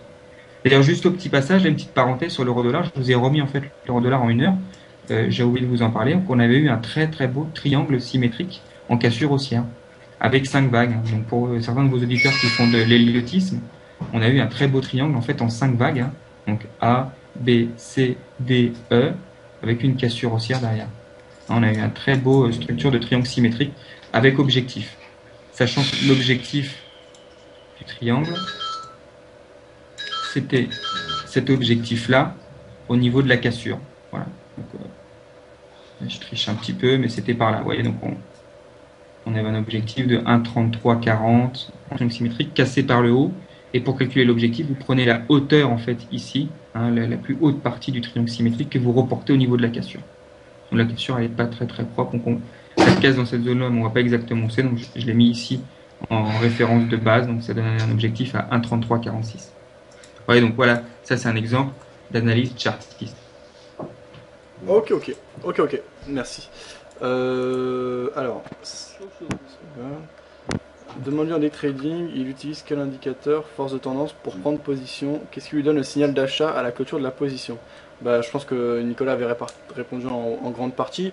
Tu n'utilises pas un indicateur précisément, tu étudies un contexte général via divers indicateurs techniques et tu vas prendre une position sur l'actif qui semble proposer la force de marché la plus intéressante dans le sens où tu souhaites rentrer. Est-ce que c'est ça ou est-ce qu'il y a des choses que j'ai mal assimilées? Non, oui, c'est tout à fait, oui, c'est ça. Ok. Oui. Alors, toute une stratégie clé en main, quoi, disait Anakin. Ouais, avec des oreilles. Alors, ça on avait vu. S'il est gros. Ça on avait vu. Il aime les chats. Tu peux lui demander les indicateurs de force, maintenant. Quel indicateur de tendance? Alors, quels indicateurs de force et quels indicateurs de tendance? C'est ça, tu regardes directement les bougies pour repérer la force d'un marché. Une machine. Oui, bah, de toute façon, moi, c'est surtout un travail à partir des points. C'est surtout, moi, le travail que je fais, c'est surtout à travers des points. C'est-à-dire que je vais déterminer des points d'intervention à l'achat ou à la vente. Voilà, je reviens sur le CAC 40, par exemple. Là, j'ai remis donc, un graphique du CAC 40 en 15 minutes. Je vous ai parlé tout à l'heure, on n'était pas encore sur ce niveau-là, donc on ne pourra pas me taxer d'analyser le marché après coup, parce que ça, je sais qu'il y a beaucoup d'analystes qui sont très forts à le faire. Mais ce qui est intéressant, c'est surtout déjà de donner des niveaux en avance, et après de déterminer des plans, des stratégies en amont, qu'avant que ça arrive. Et là, je vous avais donné donc un 34,25 qui a bien été tapé, vous voyez. Et regardez qu'est-ce qu'on est revenu chercher, la zone des 1,34,40. Donc là, vous avez un niveau de short possible sur ce niveau des 1,34,40. Dans la perspective qu'on est dans une structure triangulaire cassée par le bas avec un report technique à 3400 points. Voilà. Donc là, vous avez, voyez, donc là, vous avez, voilà comment on peut, ouais, c'est l'exemple, hein, parce que c'est trading live, hein, donc ça, c'est un exemple de comment on peut déterminer un plan de trade assez simple. J'analyse mon marché, je reconnais une figure technique, le marché me dessine un triangle descendant, il casse le triangle descendant par le bas, qui me donne un report technique de 40 points, hein, c'est la théorie, on prend la hauteur du triangle, ce que je vous avais expliqué en début de séance il y a 1 heure, hein, 40 points, et si le marché revient à la ligne de coup, je short la ligne de coup pour retracer le report technique à 3400 points. Voilà. Alors, on peut pas faire tout clair. Là, c'est clair que pour le coup, bravo à toi. Hein, déjà, tu as indiqué tout ce qui s'est passé, donc ton analyse est très précise. On a eu la cassure des 3340, on a rallié les 3425, on a rebondi précisément dessus pour rechercher les 3400. Alors, là, c'est clair. Non, mais donc, bravo à toi, vraiment. Pertinent. Là, vous avez la pertinence des points Camarilla et vous avez la pertinence de rechercher, d'analyser les figures chartistes dans le marché. Et des triangles, des épaules tête-épaule, des tasses à séquences, vous en avez sur toutes les crosses, tous les indices, toutes les matières premières. Ok. Vous prenez vos graphiques, vous regardez, vous analysez, vous mettez vos points Camarilla et vous envoyez la musique. Du coup, là, c'est un bon point d'entrée à la vente pour toi sur le CAC 40, ce qu'on a actuellement. C'est une cassure confirmée avec un pullback. Complètement. Ok, bah c'est clair, merci pour ça. Voilà, si vous vous trompez, vous perdez 10 points. Hein, vous n'allez pas mourir pour perdre 10 points sur le marché. Et si vous gagnez, vous en faites 40. Et si vous faites ça régulièrement, vous verrez que sur le moyen terme, vous aurez un compte mécanique qui fera de belles performances. Et c'est l'idée un peu que nous on a chez AbuyFix, c'est d'accompagner nos clients, leur proposer des stratégies. Il n'y a pas de stratégie clé en main, il n'y a pas de méthode miracle. On donne les outils, on forme nos clients, on leur permet d'acquérir des compétences, et après, c'est eux qui font leur performance eux-mêmes. Mais nous, au moins, on les encadre, on leur montre des stratégies, on leur dit voilà comment vous pouvez faire, comment on fait. Ok. Et donc oui, je t'allais parler du stop. Donc l'objectif, tu en avais parlé tout à l'heure, donc il serait aux alentours de 3400. Le stop loss, pourquoi 10 points? Parce que c'est au-dessus du Camarilla tracé en bleu sur ton graphe, c'est ça? Alors le point Camarilla en bleu, hein, ça c'est le niveau de clôture de la veille, hein, parce qu'il n'y a pas de niveau, il n'y a pas de point pivot, il n'y a pas de calcul de point pivot dans la méthode, dans l'équation de Camarilla. Donc le point pivot dans la méthode de l'équation de Camarilla, c'est la clôture de la veille. D'accord. Donc ce que vous avez en pointillé bleu, c'est uniquement le niveau de clôture de la veille. Donc c'est-à-dire que la clôture en fait du CAC 40 à 22 heures. Parce que je vous rappelle que le contrat futur clôture à 22 heures. Et c'est vrai que nous chez AbuyFix, notre CFD CAC 40, c'est pas une construction qui vient de nulle part. C'est un CFD qui est complètement collé au futur CAC 40. On n'invente pas les cotations. On colle complètement au futur. Et vous avez un spread d'1,5 point entre le bid et le ask sur notre CFD. Et donc, le point de référence pour le Camarilla, c'est la clôture de 22 heures. Donc, pourquoi 10 points? Déjà, la première chose, c'est qu'on a l'objectif de 40 points. Ça, c'est la première chose. Donc, déjà, il faut qu'on soit dans un rapport minimum de 3 pour 1. C'est-à-dire que je ne peux pas avoir un stop de plus de 13 points. Et pourquoi j'en mets 10, c'est pas 13? Après, si vous voulez, on essaye de laisser ce que j'appelle une zone de bruit. C'est-à-dire que le marché, il peut très bien, vous voyez là, on voit qu'à 45, et là on est sur un graphique à 40 en 15 minutes. Là, en bleu ici, vous avez la MM20. Excusez-moi. On voit très bien que le marché peut revenir sur la zone des 42, 44, 45 sans invalider le scénario. Donc, il faut toujours laisser un petit peu d'espace, ce qu'on appelle une zone de bruit au marché, pour pas vous faire sortir bêtement. Après, par contre, j'estime que si on revient au-dessus de 34,50, ça va nous mettre beaucoup trop haut et que du coup, le scénario triangle descendant cassé par le bas à report 3004, il sera invalidé. Donc, vous vous trompez, vous perdez 10 points, c'est comme ça. Ça arrive des fois. Tout ne fonctionne pas comme on veut, on ne fait pas que les trades gagnants, donc on empochera une perte de 10 points. Mais dans un ratio pertinent. C'est-à-dire que si j'ai raison, je prends 40 points, si j'ai tort, j'en perds 10. Et je vais même aller plus loin. On a vu aussi que par rapport à la configuration spécifique du marché, avec un retour à 3004, on pouvait très bien espérer derrière que le marché est à 33,50. Donc ça veut dire que dans un deuxième objectif, on peut très bien vendre qu'une seule partie après de sa position à 3004 et tenir encore un bout de position jusqu'à 33,50 pour venir encore augmenter la rentabilité sur le trade pris. En déplaçant son stop ou non? Est-ce que tu déplacerais ton stop au break-even ou c'est pas quelque chose que tu avais l'habitude de faire? Alors le niveau de stop, dans un premier temps, on met un stop ce que j'appelle un stop de volatilité, un stop de bruit, hein, pour se protéger d'un retour trop violent du marché, tout en lui laissant quand même un peu d'espace pour pas se faire sortir bêtement. Dans un deuxième temps, si le marché, là par exemple, il confirme la vente à 3440 et qui repart et qui casse 34,25, on pourra très bien mettre un stop neutre. Et ça veut dire quoi? Ça veut dire qu'à partir de ce moment-là, on est couvert si le marché revient sur la zone de 34,40 avec le risque que le marché peut revenir. Par exemple, le marché pourrait très bien faire une structure de range 34,40, 34,25 en 2 temps avant d'aller à l'objectif 3400. Dans quel cas, par contre, si vous mettez votre stop neutre trop tôt, vous feriez stopper sans être invalidé techniquement. Donc vous voyez, il faut toujours dans un deuxième temps mettre son niveau de stop sur un niveau d'invalidation et pas trop se précipiter à resserrer son stop avec le risque que ça peut vous revenir sur votre prix d'entrée sans forcément remettre en cause votre stratégie. C'est quoi la plateforme que tu utilises là? C'est la plateforme AvaTrader. AvaTrader, d'accord, ok. Alors, les autres questions, c'était où d'autres prix dans la SEO vous avez regardé? Jamais dit Duvox, on avait vu. Alors, Eurodol, vague d'Elliott 4 actuellement, donc 5 prochainement, donc baissière, dit Chine Passion. Luigi, t'en as pas marre de sauter par là, voilà, Fabien sur Eurodol, journalier divergence baissière sur momentum, qu'est-ce qu'on avait vu? Ok.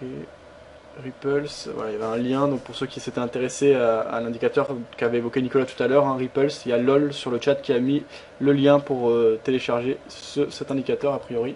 Je vais juste regarder rapidement. Voilà, c'est ça.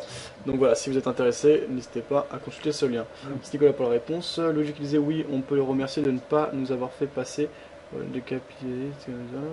Si tu utilises le Repulse de Lefort, utilises-tu aussi STPMT et le RET 90? Oui, bien sûr, aussi c'est les outils que j'utilise, que je trouve effectivement qui ont une certaine pertinence. Et ça, les deux, c'est également Eric Lefort qui les a réalisés? Tout à fait. Ok, ouais. Donc c'est quoi ça? C'est un trader français, Eric Lefort? Je connais pas bien le personnage, c'est qui en fait exactement? C'est un trader français qui développe des outils et qui est justement une des personnes qui a développé les outils dont je viens de parler tout à l'heure. D'accord, mais... Et qui peut effectivement apporter des indications intéressantes pour des prises de marché. Mais on voit bien que déjà avec ce que je vous ai montré aujourd'hui, on peut déjà de toute façon prendre des positions dans le marché avec des figures chartistes, avec des points Canaria, avec des MM20, des bandes de Bollinger, ce genre de choses. Je pense que dans un premier temps, il ne faut pas chercher à trop complexifier son trading et vraiment se concentrer déjà sur quelques outils. Et une fois qu'on maîtrise ces outils, on monte en gamme au fur et à mesure, sachant qu'il ne faut pas perdre de sens que l'information primordiale sur un graphique, c'est les cours. Parce que je vois trop souvent sur des forums ou chez des clients des plateformes où on voit plus les cours. C'est complètement... Il y a des indicateurs de partout, on comprend rien, ça clignote de partout. Faut vraiment, je pense qu'il faut rester simple. Donc, vous voyez déjà que rien qu'avec les outils que j'ai pu vous montrer déjà aujourd'hui et la semaine dernière, déjà avec quelques petits outils, on arrive déjà facilement à faire des plans de trading. Et c'est ça l'essentiel. D'accord, ok. Donc je vais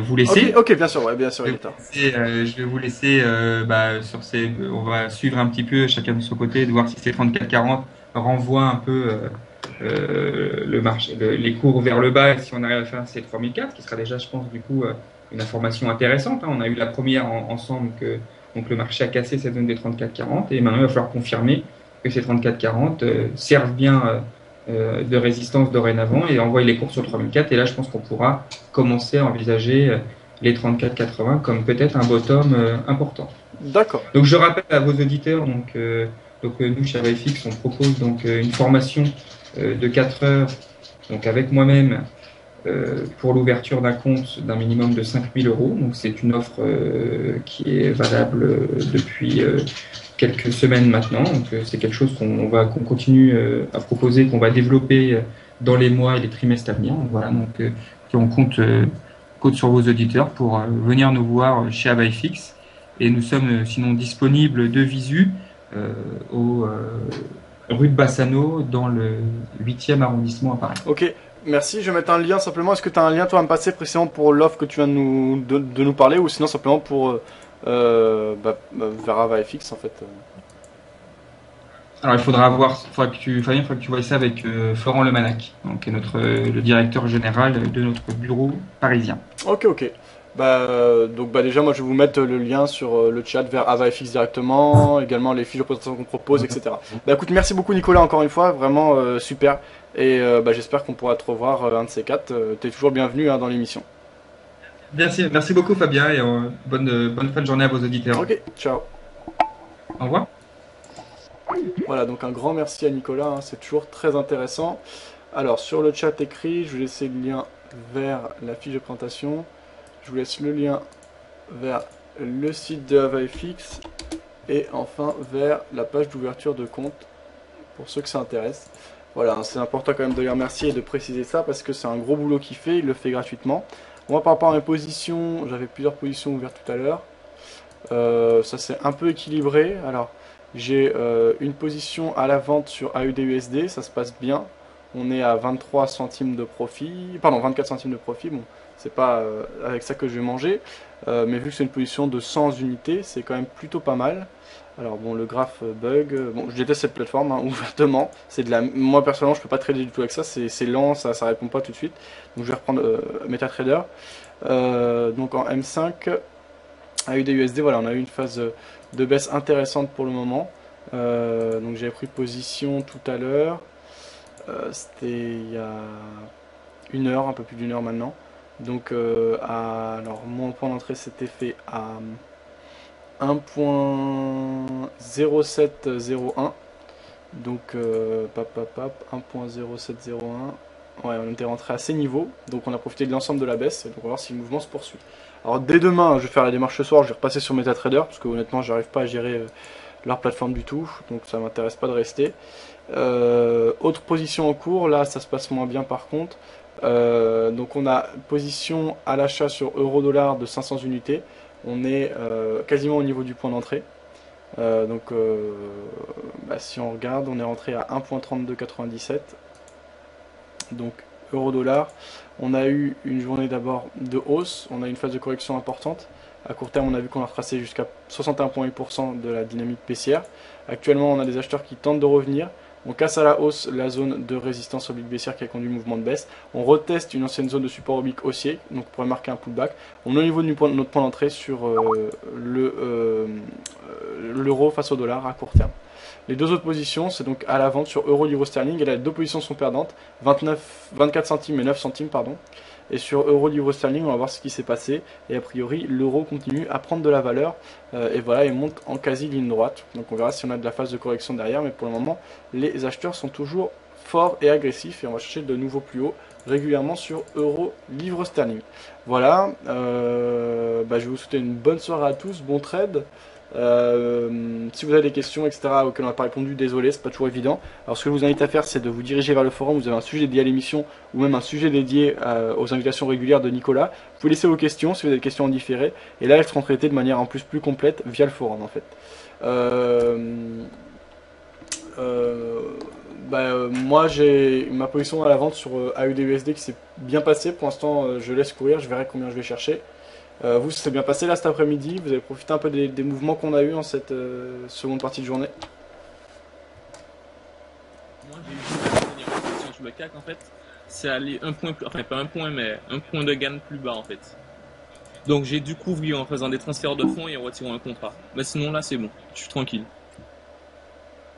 Moi, ça se passe super bien. Je suis passé en gratuit sur l'euro USD, en gratuit sur l'euro. Maintenant, je laisse courir. Là, je vais pas repasser, je vais pas retarder à passer vert en fait sur le CAC. Il me manque 3 points et je repasse vert sur le CAC et je suis tranquille. Ok. Quand tu dis passer en gratuit, ça veut dire que tu as déplacé ton stop au break-even, c'est ça? Mon stop est sur mon point d'entrée en fait. Ok. Vous êtes témoin, hein. D'ici juin, Kevin va me devoir 10 menus Twister. Pourquoi vous avez fait un pari par rapport au CAC? Exactement. Ok, ok, bah écoutez, on sera témoin lors de ce trade. Exact. Alexa, que ça se passe comment tes positions? Mal, très très mal. Donc bah, en fait les marchés, je sais pas, après l'ouverture du US, ça s'est emballé. Donc il y a eu une position sur l'euro GBP, ben, ça a touché mon stop. Et AUD-USD, ça a aussi touché mon stop.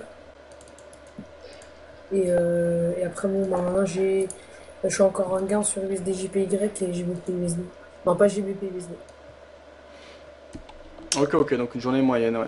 Alors là, ça accélère pas mal, hein, euro-dollar. On est à 50% du dernier mouvement de baisse qu'on a eu cet après-midi, donc les acheteurs semblent revenir. Moi, je suis acheteur également sur l'euro face au dollar. Ouais, Ibu, toi, ça s'est passé comment ta journée?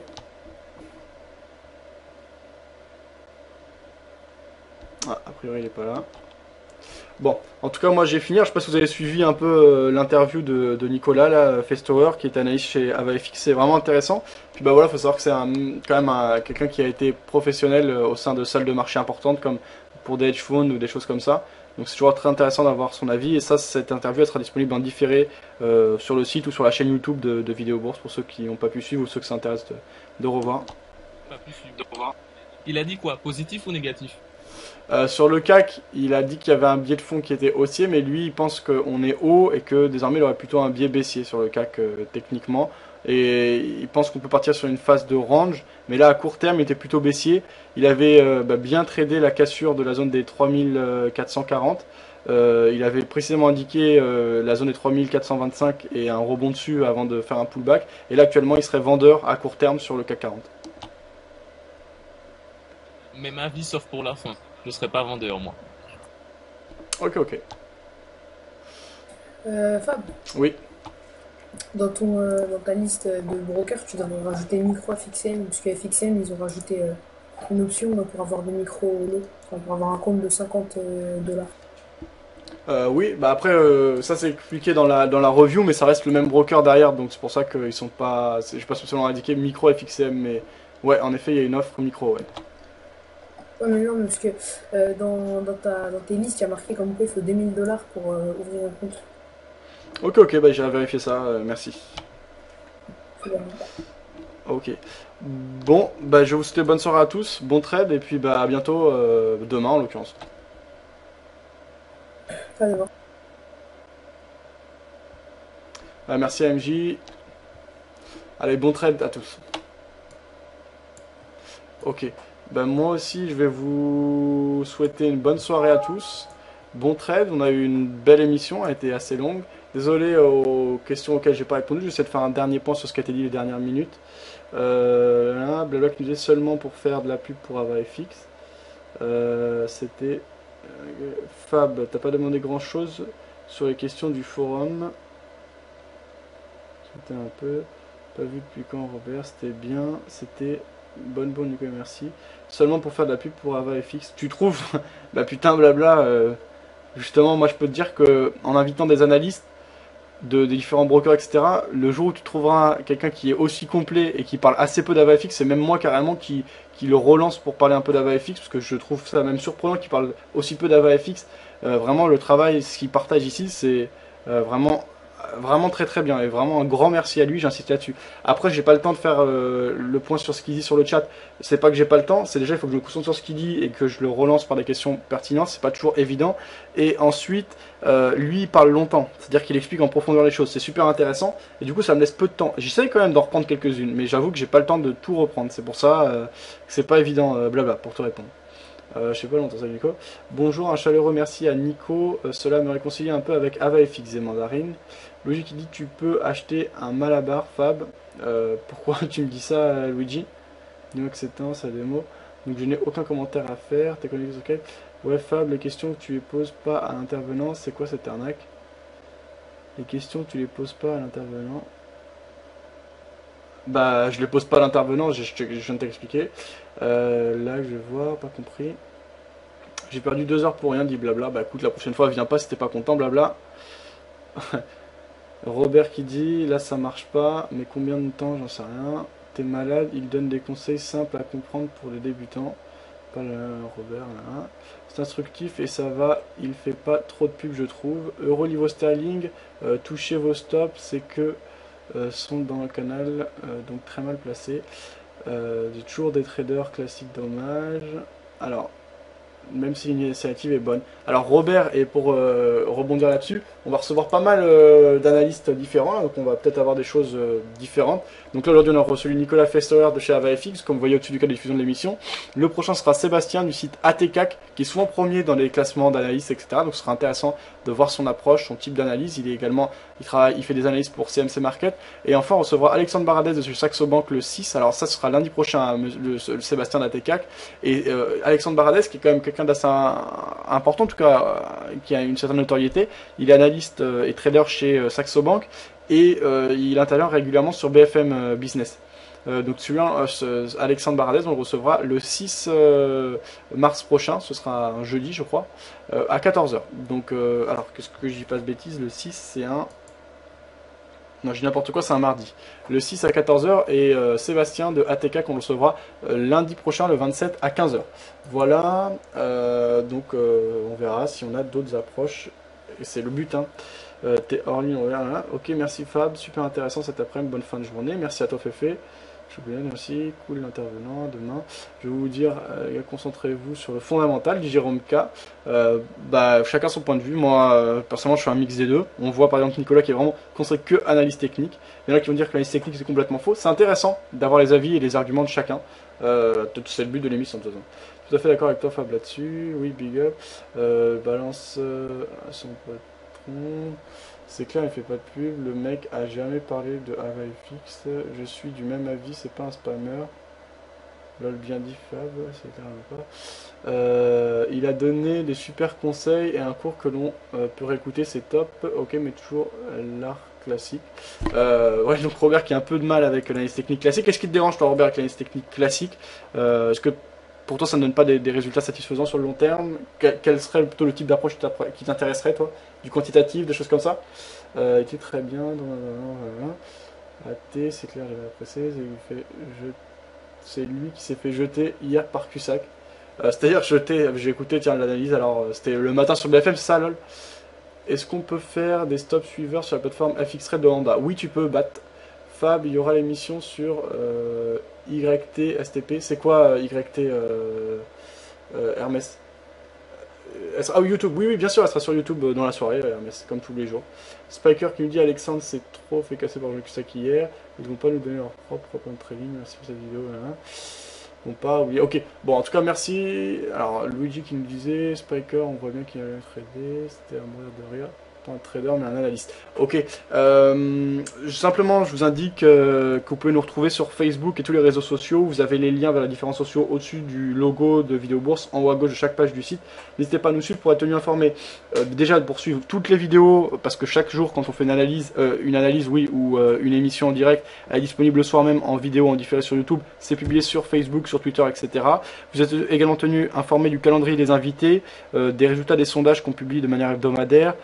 Des robots qui marchent moins bien, des différentes informations par rapport au site. Je vous souhaite une bonne soirée à tous, bon trade et je vous retrouve demain pour la dernière émission de la semaine. Autrement, ce soir, je publierai mon analyse long, moyen et court terme sur l'euro-dollar. Bonne soirée à tous, à bientôt sur videobourse.fr.